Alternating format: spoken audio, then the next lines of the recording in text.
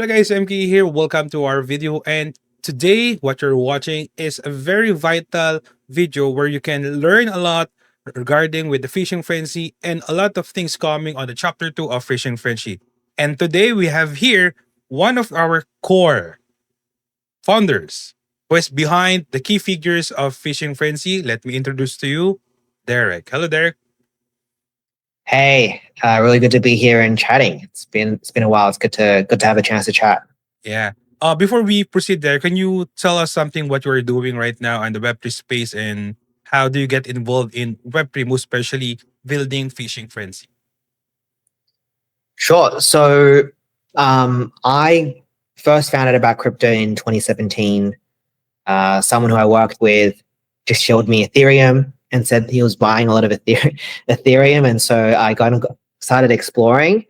Got into NFTs pretty early. So, CryptoKitties was the project that I got involved with. I actually used to breed a lot.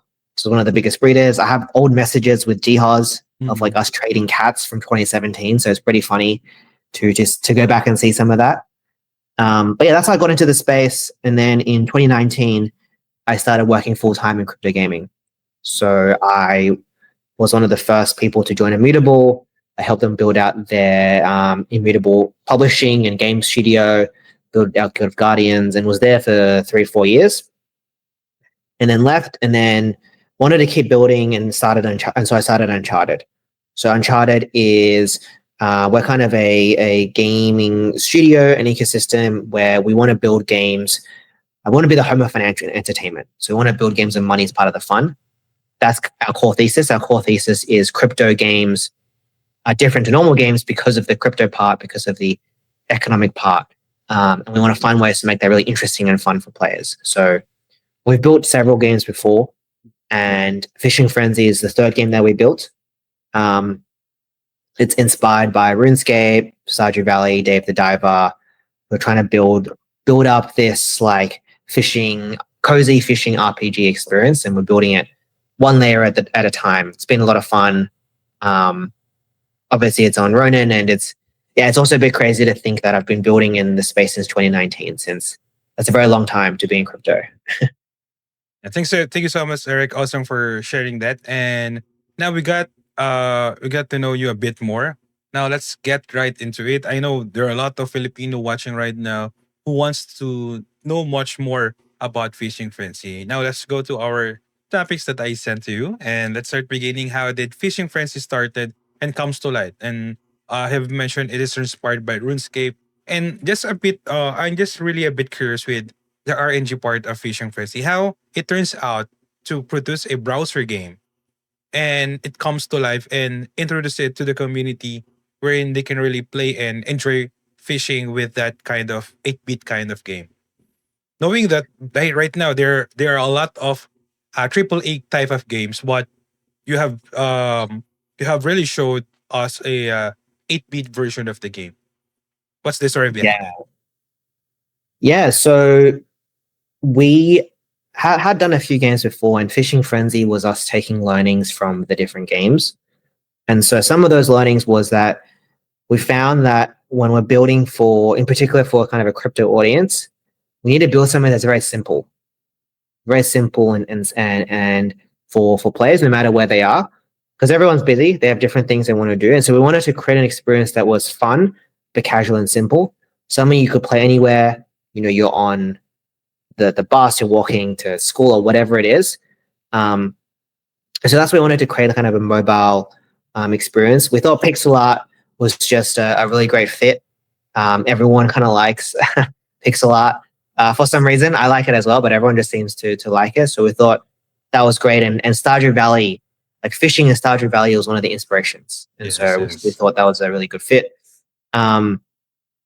And when we first started Fishing Frenzy, our goal was to just start simple, right? So we started with just fishing. Like you could catch fish, sell the fish for gold, use that to buy bait and energy, level up. There's a leaderboard.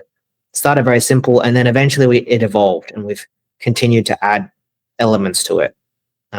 So we added like cooking and diving, and we added NFTs into the game, and now we're about to add a token into the game. So it's constantly evolving, and that's pretty. That was part of our plan as well. We want to start simple and grow the game alongside the community and alongside the feedback that we get. Yeah. Honestly, the game is really simple, and everyone can really play the game. That's one of the things I really love playing Fishing Frenzy. It's really simple that any people, even a non-gamer, can really play the game and understood the role of the game. And that's really interesting. Now, from a higher level of view, what's the core vision of Fishing Frenzy and Uncharted as a whole? As you mentioned earlier, you've been building games before Fishing Frenzy, and what kind of long-term experience or ecosystem are you trying to build for players and the community? And for other people, they really been asking, is it a play to airdrop, a play to earn? Honestly, I always say it is a play to earn. Where this is the first time I saw a very simple game. They really utilize and maximize the play to earn mechanism. What do you say about that? Yeah. So for Uncharted, our our mission and goal is to be the home of financial entertainment, and the way we're doing it is we're starting with games, and we're building out for people who are in like crypto natives, people who are into crypto, people who play games already, people who understand what blockchain is. Um, and then longer term, I think our plan is we want to challenge ourselves to then onboard normies into degens, right? How can we do that?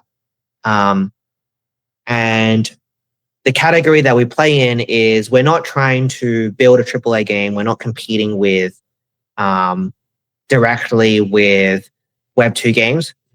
We're trying to find ways to add unique twists and experiences to make the game better.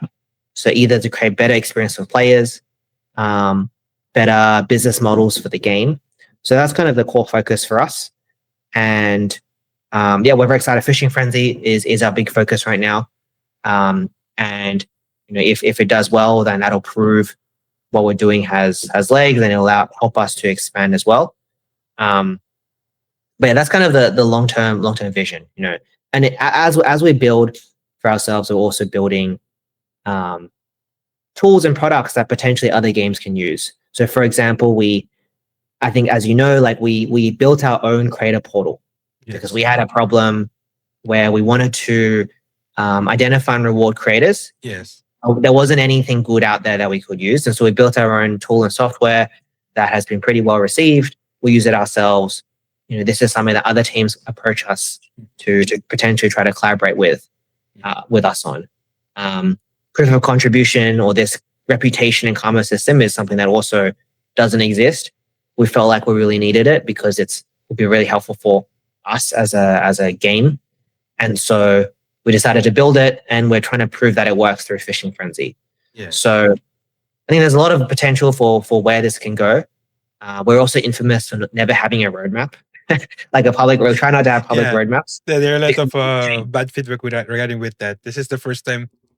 Actually, this is the first game that I saw. There's a late roadmap that was shown, but there's a earlier part of like paper, like a white paper. So this is really new to me.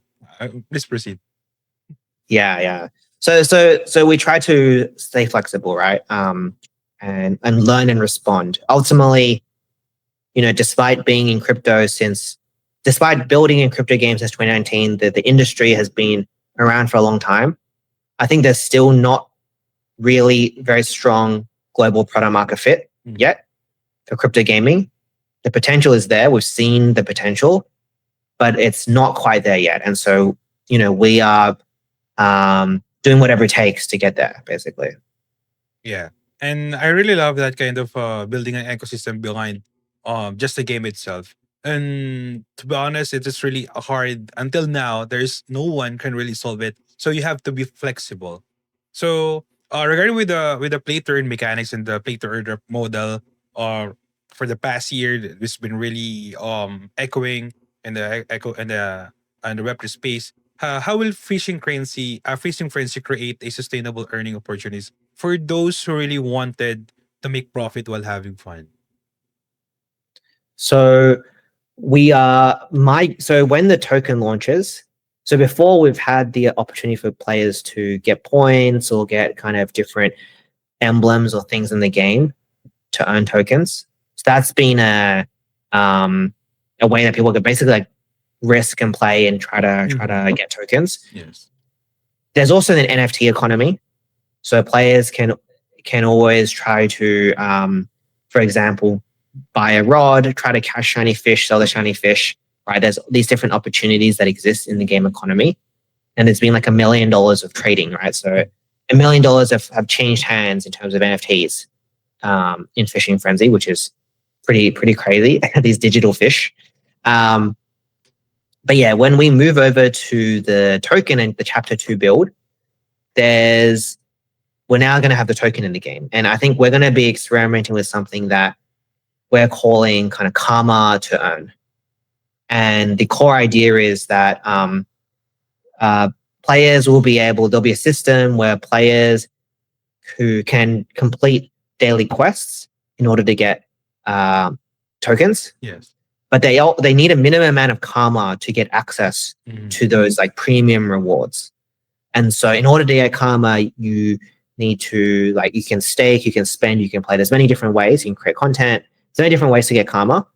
But basically, in order to get access, you have to like contribute before you can earn. And so this will be a really novel thing. It's almost a bit like Axie, but instead of buying Axies, you're like trying to get karma before you can earn.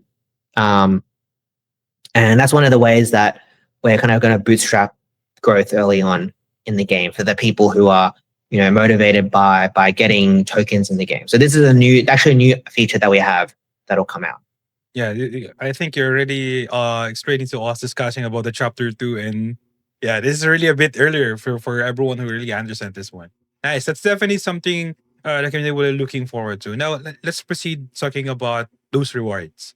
You have mentioned about regarding the karma, so you don't have to need to buy NFT, but you have to do other things that you can gain karma. So now let's talk about the fish token. Can you walk us through its allocation? Now this is really a hot topic, and what should the community expect before the TGE, and what major changes or unlocks will be happen after TGE? I think this is one part of the content I'm going to do for the next few days right after I uploaded this one. But let's hear it from Derek himself. Yeah, there's a lot, because I think our approach with the token has been to take some risks. Yes. Because I think a lot of gaming tokens, especially right now, are kind of struggling, and they all do the same thing. They all have the same pie chart. They all have the same like distribution. They all have the same utility, and so we've done a few things differently with our token. So the first thing we've done differently is what we call the proof of contribution model. And the idea is that if you contribute more to Fishing Frenzy and the Fishing Frenzy ecosystem, you'll get more rewards, right? So, and the way we measure that is through karma. Karma is like a reputation score. It'll look at all of your on-chain activities, staking, spending, trading, all these different things, providing liquidity. Would also look at off-chain activities, playing the game, creating content, other things as well. And that'll create your reputation score, and your reputation score will give you rewards in the form of tokens. It'll give you kind of a share of revenue in the game. It'll give you a share of fees in the game. It'll give you access to content, such as the daily quest rewards I mentioned earlier. So there's really a lot of reasons for players to try to grow their karma and maintain a high karma. So that's kind of the unique reputation model. In addition, the token is also an ERC20C. So which is, I think we're one of the first projects to have an ERC20C token, where that means that the token will actually exist in two different states. So it'll exist in a normal tradable state, but it can also exist in a spend-only state. And that allows us to give out more rewards to players that they can, like, it's very easy for them to reinvest and spend it. It allows us to add in this like taxation of players as well. And really the tax is there for people who have like zero. Like if you have zero karma, there's a very high tax. But if you have high karma, then the tax decreases a lot, right? and then the tax goes back to users who stake the token and have karma. So yeah, that's kind of the overall model. And so we think of the token more as maybe even more as a reputation token than a game token. That's really what it is.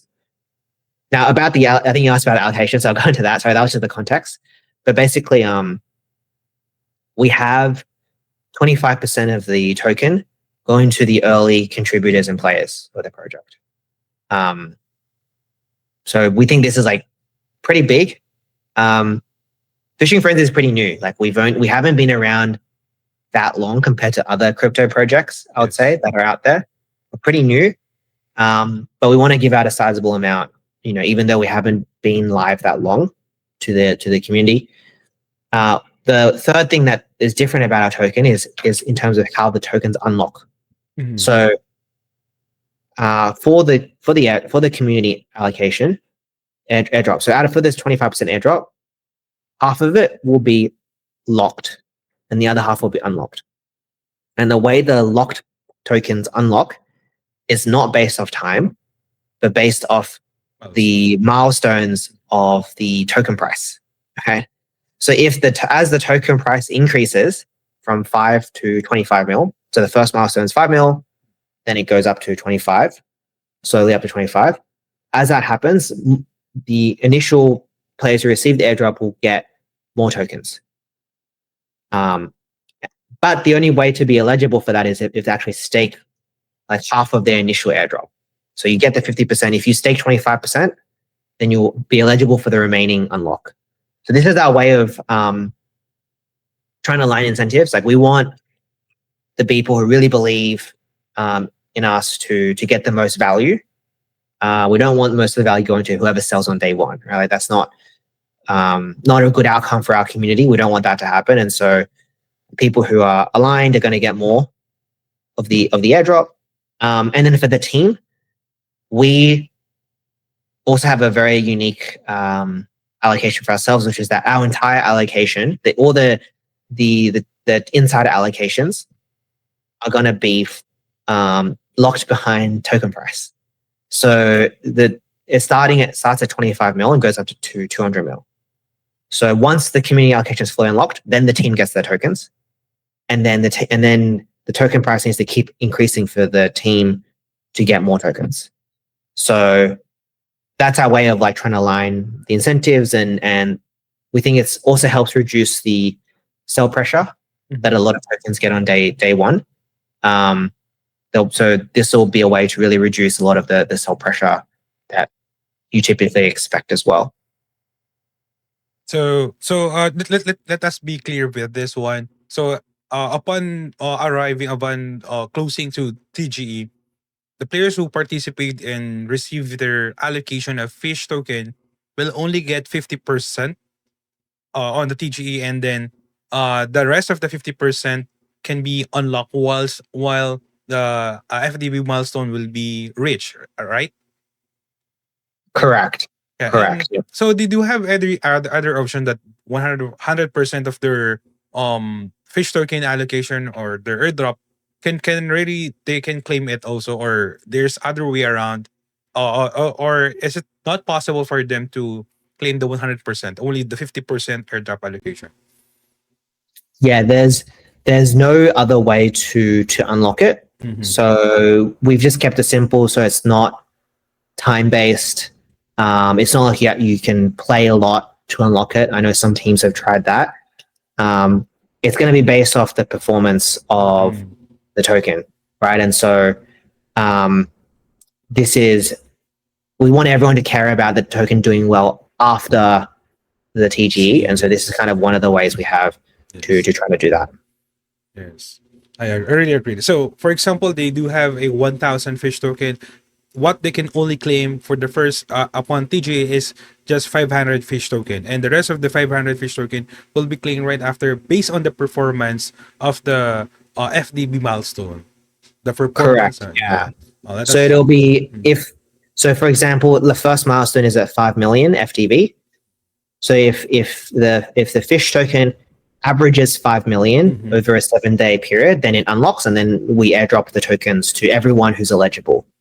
Okay. So this automatically sent to those players who automatically stake their what's gonna happen? This is really a question. Yeah, so What's gonna it happen to those who didn't so stake their token? when the 5 mil average price is hit, Mm-hmm. we will take a snapshot of everyone who's eligible. In order to be eligible, you have to stake Mm-hmm. half of the initial. So in your example, you would have to stake 250 out Mm-hmm. of 500 to be eligible, and then we will airdrop directly to everyone. So it's just really simple, and yeah, that's basically how it works. Okay, got it. That's clear for a lot of community questions, not the questions of the community. And now let's talk about the tokenomics. I know you already discussed it, and this is a really big factor of any Web3 game, like you mentioned. This is a most common concern with all of the Web3 games out there. The day one of TGE, the tokens really going down, the dumping. In your view, what makes Fishing Frenzy's tokenomics stand out from other early web games, and how unique this mechanism will help to support the long-term sustainability? Yeah, like I think I mentioned before, kind of. I think we're doing many things differently. So we have the proof of contribution and karma system. Two, we're using ERC20C tokens, and then three is the FDV based Mm-hmm. unlocks. So there's a few things that we're doing very differently to other teams. I don't think any other team has done Yes. like these things together before. Mm-hmm. Um, in terms of the long term sustainability and price, there's a few things. So the first is obviously we're gonna want to grow the game and make it better, right? So we want to get new users and players into the game. We want to make sure that we're attracting and building for players who are happy to spend, right? Maybe they're still motivated to make a profit, but there's a risk element involved, right? And so that's kind of the game focus expansion.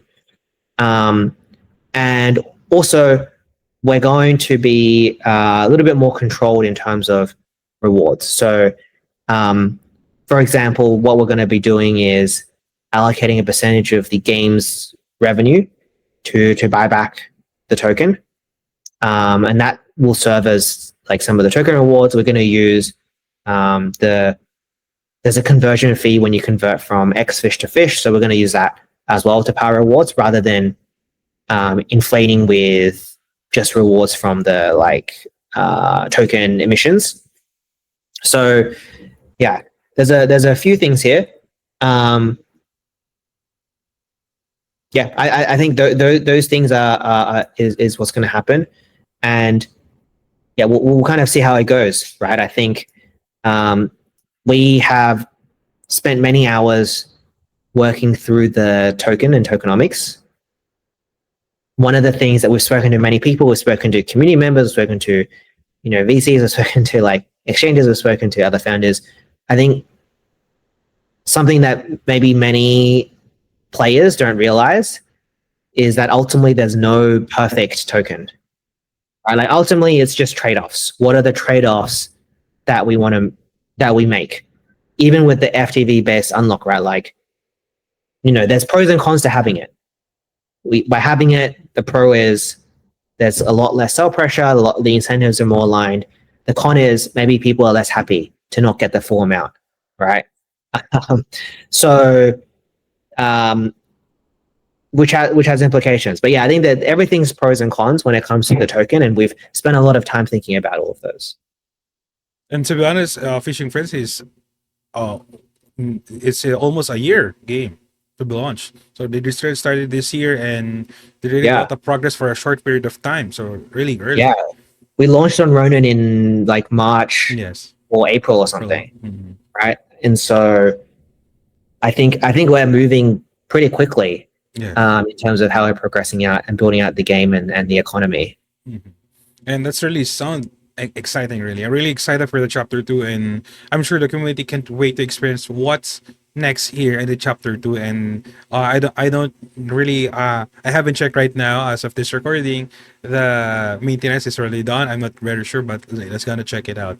Yes. Now let's proceed now for some of the community questions I pick, because some of the questions they asked in the FB group and on my FB page, I already answered it through the white paper. So the first question here is, there are a lot of questions right now that they are asking regarding the eligibility for those people who play. So some of them used to play the game, but they didn't spend the game on the game. Some of them really refer a lot, and um, they really bit a confusion regarding with that. They really receive zero allocation. So let's ask directly. What are some criteria of eligibility for the fish token?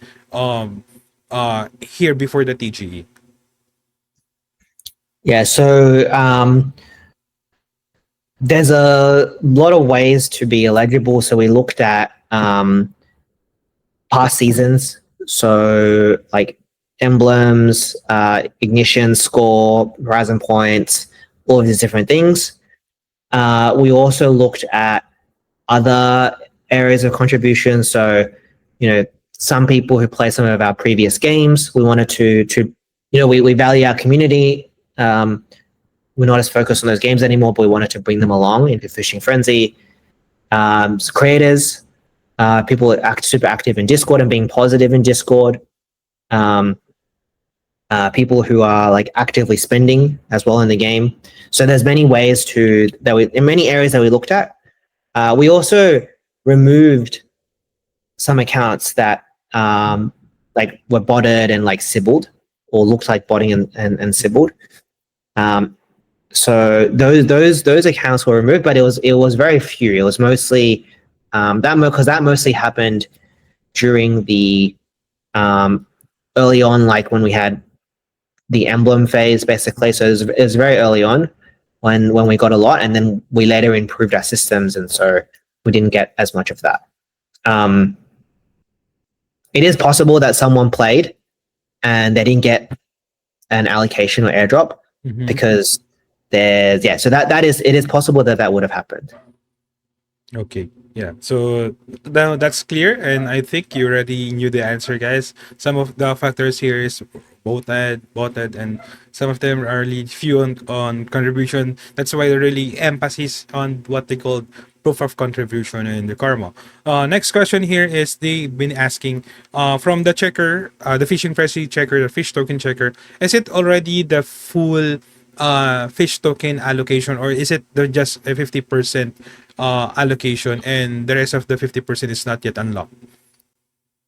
It's the full allocation. Sorry to tell you, but yeah, it's the full allocation. Okay, so once they really check their wallets, their eligibility of their fish token, that's the full 100% of their allocation fish token. So they still have to stake it to get another reward for the after the TGE. So next question here is from Steamban. I have to mention his name. One of the creators you are featuring, Fishing Frenzy. He's asking, what is the purpose right now of the Founder's Pass? So after in chapter 2, users will be able to stake the founder pass to get karma. So we're retaining the by holding by staking the founder pass, we're recognizing you're still contributing and you'll get karma, which will then get you rewards. So that'll be the primary benefit. One of the things that we've said very originally when we launched the founders pass was that I think back then we said redacted was the token, was going to be the main utility, right? And I think what we're going to do moving forward is we're going to be driving our attention and value to the token and to karma, because it's hard for a project to split their focus on different assets, right? It's hard. And so we're going to be focusing on the token. We care about the token doing well. We care about, even though we can't fully control it, we do care about the price, right? And so, so I think we're going to, we've given founder passes a bunch of tokens. They can still get karma by staking it, and we're going to be driving value to karma. So there's after TG or by chapter 2, still the founder's pass has the utilities for the whole ecosystem of Fishing Frenzy, right? Yeah, I think the expectation for founder pass holders would be we may still do like surprises here and there, but I Mm-hmm. don't think you should expect like lots of utility for founder passes. Just to be transparent, Mm-hmm. because we're going to be wanting to drive that utility to the token and to to helping the token and helping people who have a very high reputation, very high karma. So it's fine to have just at least one founder's pass. Yeah. Yeah, okay. Okay, so they've been asking it's kind of multiplier, but now it's clear that it is something they really wanted to give to those people who first believe on Fishing Frenzy, just like the earlier part of the game. Next question here. This is from Christian Limon. He's asking, gonna rephrase his question. What comes first? Is it the TGE, or is it chapter 2 first before TGE? What comes first? They'll come at the same time. Oh, okay. So they come at the same time and with the new features of the game. Correct. Yeah. Oh, okay. So that's So really. the Mhm, yeah, the timing will be the claims will go live. Players will be able to stake, but mhm, there'll be no trading.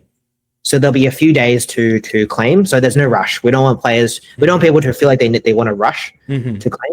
So just like there's a few days to claim, mhm. and then we'll go live to enable trading as well as go live with chapter 2. So you can immediately go in and play the chapter 2 build of the game.